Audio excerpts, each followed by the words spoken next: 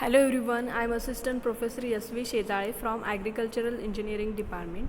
In last session we learned about USLE equation and examples over the USLE equation. Okay. Now this session we will start with hydrologic cycle. Okay. आता हायड्रोलॉजिक cycle म्हणजे काय तर जलचक्र. याबद्दल आपल्याला लहानपणापासून माहिती आहेच की जलचक्र म्हणजे काय वगैरे किंवा ती प्रोसेस कशी होते.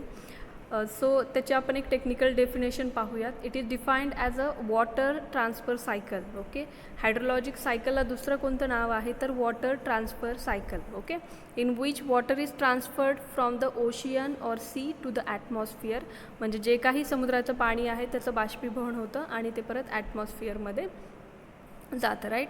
त्यानंतर then from atmosphere to the earth. Okay. त्यानंतर तिथे ढग तयार होतात आणि जे काही प्रेसिपिटेशन असेल किंवा ॲटमॉस्फेरिक वॉटर असेल तर ते पर्जन्याच्या स्वरूपात खाली पडतं. बरोबर. To the earth. Okay. And again to the sea. Okay.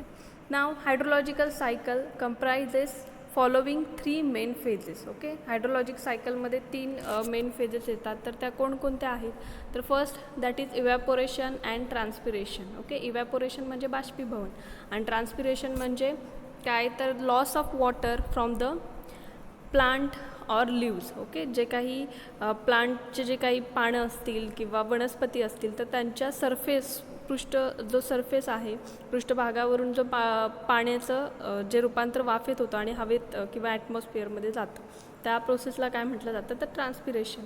त्यानंतर प्रेसिपिटेशन म्हणजे पर्जन्य किंवा ॲटमॉस्फेरिक वॉटर असं सुद्धा म्हणू शकतो. Then run off. Okay. Run off म्हणजे काय प्रत्येक जमिनीची एक क्षमता असते पाणी जिरवून ठेवण्याची. बरोबर. जेव्हा पाऊस पडतो तेव्हा जमिनीमध्ये पोअर स्पेस जे असतात किंवा सॉईलमध्ये जे पोअर स्पेस असतात तर त्याच्यामधून मॅक्झिमम वॉटर काय केलं जातं ॲब्झॉर्ब केलं जातं. ओके. पण जमिनीची किंवा त्या सॉईलची सुद्धा एक कपॅसिटी असते. त्याच्यानंतर काय होतं की ते वॉटर ॲब्झॉर्ब केलं जात नाही आणि ते जो काही आपले ती जमीन असेल किंवा सॉईल असेल तर त्याच्यावरून वाहायला लागतं. ओके. मग ते जे एक्सेस वॉटर आहे ते म्हणजे रन ऑफ आणि ते वॉटर फायनली रिव्हर्स असतील स्ट्रीम्स असतील तर त्याला जाऊन भेटतं. ठीक आहे. आता पाहूयात की evaporation and transpiration. These two are the processes by virtue of which the water or moisture from the water body or soil surface is removed continuously under the temperature effect. Okay. म्हणजे या दोन ज्या processes आहेत तर त्यामुळे काय होतं की जे काही वॉटर बॉडीज असतील म्हणजे तलाव असतील नद्या असतील ओके किंवा ओढे असतील तर त्यामधून जे पाण्याचं जे बाष्पीभवन आहे ते किंवा पाण्याचं जे वाफेत रूपांतर होतं तर ह्या दोन प्रोसेस थ्रू कंटिन्युअस होत असतं. ठीक आहे. आणि हे कशामुळे होतं तर due to temperature effect. Okay. Then the total water lost due to evaporation and transpiration in combined form is referred as a evapotranspiration loss. Okay. जेव्हा इव्हॅपोरेशन आणि ट्रान्सपिरेशन असं कंबाईंड फॉर्ममध्ये जेव्हा वॉटर लॉस होतो पाण्याचं जेव्हा वाफेत रूपांतर होतं तर त्या प्रोसेसला काय म्हटलं जातं कंबाईंडली इव्हॅपोट्रान्सपिरेशन. ओके. म्हणजे तिथेच जमिनीवरून इव्हॅपोरेशन पण होते आणि प्लस ट्रान्सपिरेशन पण होते. ठीक आहे. त्यानंतर here is not transpiration. Here actually evaporation loss is only from the soil surface due to the temperature influence. जो इव्हॅपोरेशन आहे म्हणजे जे बाष्पीभवन आहे तर ते फक्त सॉईल सरफेस असेल किंवा वॉटर बॉडीज असतील तर त्याच्यामधून होतं ड्यू टू टेम्परेचर इन्फ्लुएन्समुळे. ओके. आणि जे ट्रान्सपिरेशन आहे तर ज्या काही वनस्पती असतील तर त्याचे काही लिव्ज असतील किंवा कॅनोपी असेल ओके तर त्याच्या थ्रू ट्रान्सपिरेशन म्हणजे वॉटर लॉस होतो. ओके. त्यानंतर this two processes are mainly responsible for making availability of moisture in the atmosphere. Okay. आता या दोन प्रोसेसमुळे काय होतं की जे काही मॉइश्चर आपल्या ॲटमॉस्फिअरमध्ये निर्माण होतं तर त्याला या दोन मेन बेसिक प्रोसेसेस रिस्पॉन्सिबल आहेत. ठीक आहे. त्यानंतर precipitation. Okay. Precipitation it takes place due to the lifting of moisture to the atmosphere and subsequently formation of the cloud at some height and the water from the clouds falls over the earth in the form of precipitation which is circulated to the oceans, rivers, inland bodies etc. Okay. म्हणजे पहिल्यांदा काय होतं जेव्हा जलचक्राची जी process आहे किंवा हायड्रोलॉजिक जी cycle आहे तर त्यामध्ये फर्स्ट काय होतं की इव्हॅपोरेशन होतं, ट्रान्सपिरेशन होतं, किंवा त्याला कंबाईन काय म्हटलं जातं, इव्हॅपो ट्रान्सपिरेशन, बरोबर. त्यानंतर काय होतं की जे काही मॉइश्चर आहे ॲटमॉस्फिअरमध्ये तर ते वरती जायला लागतं, कारण ते लाईट वेट आहे, बरोबर. जे वेपर्स असतात ते नेहमी अपवर्ड डिरेक्शनमध्ये मूव्ह होतात, बरोबर. मग ते तिथं गेल्यानंतर काय होतात की जे ढग आहेत ते एका ठराविक हाईटला निर्माण होतात आणि शेवटी ढगांमधलं जे ढग तयार झाल्यानंतर किंवा निर्माण झाल्यानंतर जे पाणी आहे तर ते प्रेसिपिटेशन फॉर्ममध्ये जमिनीवर ते पडतं. ओके, त्यालाच आपण मराठीत पर्जन्य असं म्हणतो. आणि precipitation means atmospheric water. Okay, आता हे जे प्रेसिपिटेशन आहे तर त्याचे वेगवेगळे फॉर्म्स आहेत. म्हणजे फक्त रेन आपण म्हणतो की पाऊस पडला, तर पाऊस हा एक प्रेसिपिटेशनचा प्रकार आहे. ओके, म्हणजे तो गारांच्या स्वरूपात पडू शकतो, हेल्सच्या स्वरूपात पडू शकतो. ओके, काही ठिकाणी स्नोफॉल होतो. ओके, तर तो पाऊस नाही आहे, तर तो प्रेसिपिटेशनचा एक टाईप आहे. Okay, in the form of snow, okay, in the form of rain. Okay, हे सगळे टाईप्स आहेत प्रेसिपिटेशनचे. ओके, पण आपण जनरल टर्म यूज करतो की बाबा अशा ठिकाणी पाऊस पडला. ठीक आहे, आता हे जे पडलेलं जे पाणी आहे तर ते शेवटी समुद्र असतील किंवा नद्या असतील आणि जे काही इनर बॉडीज असतील तर त्यांना जाऊन भेटतं. ठीक आहे, त्यानंतर नेक्स्ट प्रोसेस आहे किंवा थर्ड फेज आहे ती म्हणजे run off. Okay, during the precipitation a part of precipitated water which is intercepted by the vegetative foliages, then dry surface of the building, ground surface, etc., and is ultimately lost to the atmosphere is known as interception loss. Okay, आता जे काही पडलेलं पावसाचं जे पाणी आहे तर त्या किंवा प्रेसिपिटेशन आहे तर त्याचा काही पार्ट काय होतो की जे काही व्हेजिटेटिव्ह फॉलिजेस असतील तर त्याच्याकडून होल्ड केलं जातं, किंवा जे काही बिल्डिंगचे ड्राय सरफेस असतील तर तिथे ते पाणी थांबलं जातं. किंवा इंटरसेप्शन म्हणजे काय, इनडायरेक्टली होल्ड करणं. ओके, मग त्या ड्राय सरफेसवरती ते वॉटर थांबतं. ओके, त्यानंतर ग्राउंड सरफेसमध्ये काही वॉटर ॲब्झॉर्ब होतं, बरोबर.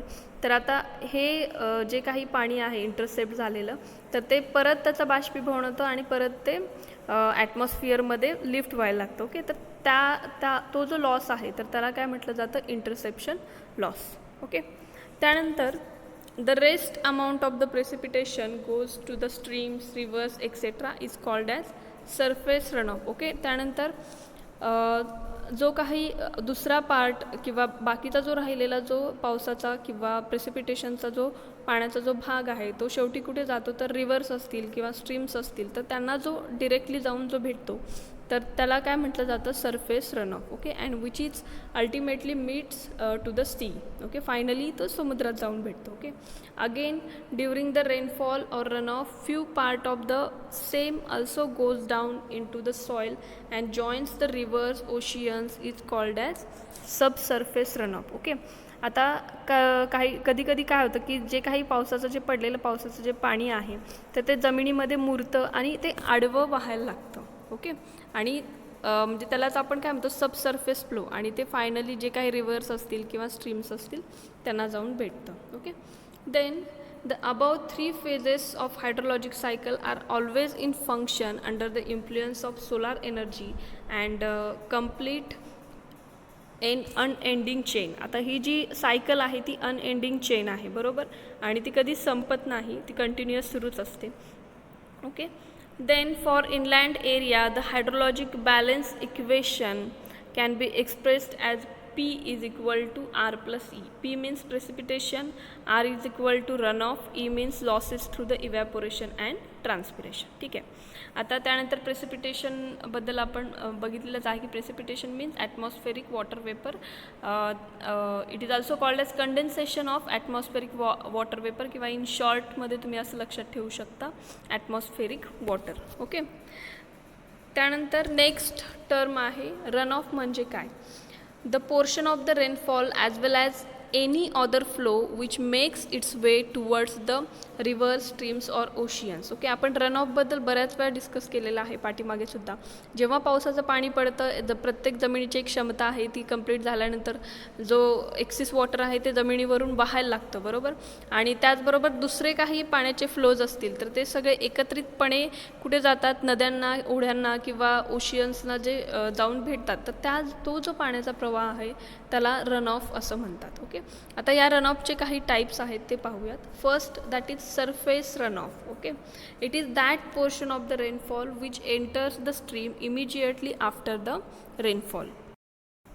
म्हणजे थोडक्यात काय की सरफेस रनऑफ म्हणजे जे काही पावसाचं पाणी आहे तर त्याचा असा पोर्शन की जो रेनफॉल पडल्यानंतर, पाऊस पडल्यानंतर लगेच काय होतं की ओढ्या असतील किंवा नद्या असतील तर त्यांना जाऊन तो पाण्याचा प्रवाह भेटतो, तर त्याला काय म्हटलं जातं, surface runoff. And it occurs when all initial losses are satisfied and if rain is still continued then excess water to flow over the ground surface. Okay, आता हा जो फ्लो आहे तर तो कधी निर्माण होतो की जेव्हा सगळे इनिशियल लॉसेस कंप्लीट झाले असतील, म्हणजे त्या जमिनीची पाणी जिरवून घेण्याची क्षमता संपली असेल. ओके, म्हणजे पूर्ण जे काही इनिशियल लॉसेस असतील, इंटरसेप्शन लॉस असेल किंवा इन्फिल्ट्रेशन लॉसेस असतील, तर ते सगळे कंप्लीट झाल्यानंतर जे एक्सेस वॉटर जे शिल्लक राहतं आणि जमिनीवरून वाहायला लागतं, तर त्यासाठी कंटिन्युअस पाऊस असायला हवा, बरोबर. आणि कंटिन्युअस पाऊस पडल्यानंतर जे काही ग्राउंडवरून जे एक्स्ट्रा वॉटर वाहतं आहे तर त्याला आपण सरफेस रनऑफ असं म्हणू शकतो.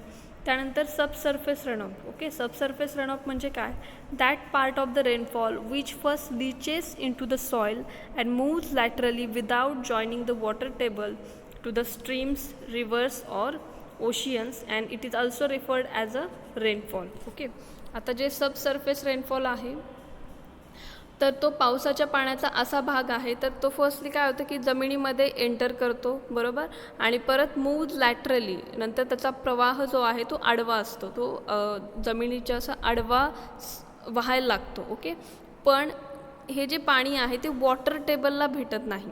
ठीक आहे, ते डिरेक्टली जाऊन कुठे भेटतं, स्ट्रीम्स असतील, रिव्हर्स असतील किंवा ओशियन्स. ओके, तर त्या प्रवाहाला काय म्हणतात तर सबसर्फेस रनऑफ. आणि यालाच अजून दुसरं नाव आहे ते म्हणजे इंटरफ्लो.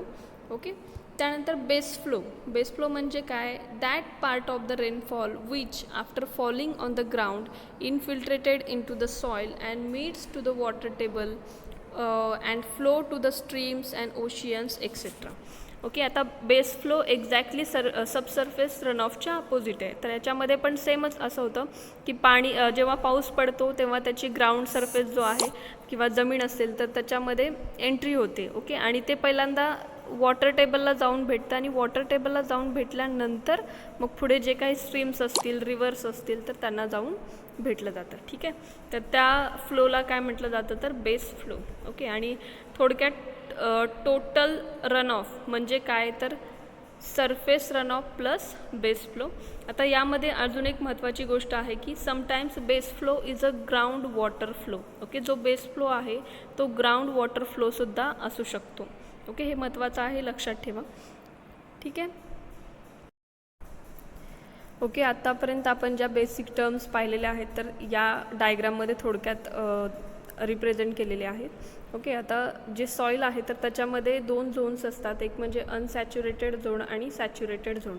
ओके, जी सॉईल आहे ठराविक डेप्थपर्यंत आपल्याला सॉईल अवेलेबल होते. ओके, आणि त्याच्या खाली आपल्याला सॅच्युरेटेड झोन पाहायला मिळतो, त्यालाच आपण काय म्हणतो water table. Okay, so water table is the upper limit of saturation. Okay, म्हणजे जिथं ॲक्च्युअल सॅच्युरेशन किंवा पाणी आढळायला सुरुवात होतं तर त्याला आपण काय म्हणतो तर वॉटर टेबल. ओके, नाव वॉटर टेबल झाल्यानंतर त्याच्या खाली कोणतं असतो तर ग्राउंड वॉटर. ओके, आता जे जसजसं आपण जमिनीचे लेयर्स पाहत जाऊ तर तिथे खडक असतो खाली किंवा त्याच्यामध्ये फ्रॅक्चर्स असतात, क्रॅक्स असतात. ओके, तर त्या फ्रॅक्चर्स किंवा क्रॅक्समध्ये वॉटर स्टोअर केलेलं असतं. ओके, किंवा स्टोअर झालेलं असतं जेव्हा आपण पाऊस पडतो किंवा जिरपलेलं असतं, मुरलेलं असतं पाणी, तर ते जे पाणी आहे तर ते ग्राउंड वॉटर आहे. ओके, त्यानंतर इंटरफ्लो म्हणजे काय, आता काही जो पावसाचं जे पाणी आहे तर ते काय होतं की जमिनीमध्ये एंट्री करतं आणि लॅटरली मूव्ह व्हायला लागतं. Okay, without joining the water table, त्यालाच आपण काय म्हणतो सबसर्फेस